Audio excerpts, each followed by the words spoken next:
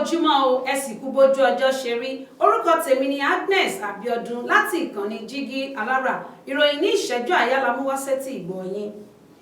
Ìfihàn tó jẹyọ lórí ìbúgbàmù tó ṣẹlẹ̀ ní ọjọ́ Ìṣẹ́gun ọjọ́ 16 oṣù kínní jẹ́ kó di mímọ̀ wípé àwọn olùdarí iléeṣẹ́ ìwakùsà ló ṣokùnfà ìṣẹ̀lẹ̀ náà. Gómìnà ìpínlẹ̀ Ọ̀yọ́, Gómìnà Ṣèyí Mákindé ló sọ bẹ́ẹ̀. Àwọn Àmọ̀tẹ́kùn ti mú èèyàn 19 tí wọ́n fura sí gẹ́gẹ́ bí àwọn ajínigbé. Àwọn ọlọ́pàá ìpínlẹ̀ Èkó ṣe àfihàn àwọn afurasí 37 tí wọ́n mú fún oríṣiríṣi àwọn ìwà ọ̀daràn láàrin ìpínlẹ̀ náà láti bí 30 ọjọ́ sẹ́yìn. Ìgbìmọ̀ tó ga jùlọ fún ti Sharia ní orílẹ̀-èdè Nàìjíríà, the Supreme Council for Sharia, ti dáwọ́ àtìlẹ́yìn wọn dúró fún ìjọba ààrẹ Bọ́lá Tinubu. Wọ́n sì tún kábàámọ̀ àtìlẹ́yìn wọn lórí tíkẹ́ẹ̀tì mùsùlùmí sí mùsùlùmí.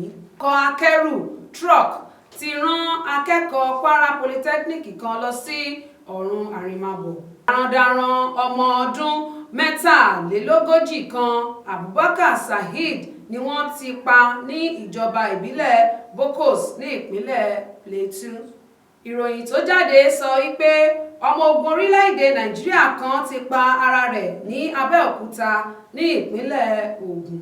Aṣòfin tó ń ṣojú ìpínlẹ̀ olú ìlú àpapọ̀ FCT, aṣòfin Ìrètí Kíngíbé, ti bẹ̀rẹ̀ ètò ààbò tó lágbára sí i. Ó ní ó dàbí ẹni pé àwọn àjọ tó ń rí sí ètò ààbò lórílẹ̀-èdè Nàìjíríà ti lọ sùn. Àwọn ìpinnu líle gbọ́dọ̀ wáyé lórí àti gòkè ti Nàìjíríà. Ààrẹ àná Muhammadu Buhari ló sọ bẹ́ẹ̀. Wọ́n ti fi ojú pásítọ̀ tó yan àwẹ̀ fún àwọn ọmọ ìjọ rẹ̀ balẹ̀-ẹjọ́ lẹ́yìn tí àwọn ọmọ ìjọ rẹ̀ kú.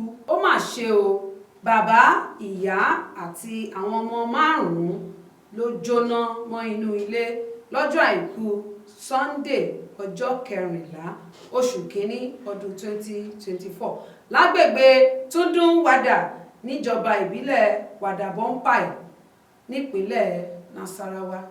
Ààrẹ àná Muhammadu Buhari, láti ìgbà tí ó ti kúrò ní ipò ààrẹ, kò gbé ìgbésẹ̀ láti nípa nínú ìṣàkóso iṣẹ́ ìjọba mi títí kan ìlànà ìdásílẹ̀ ìgbìmọ̀ ìjọba.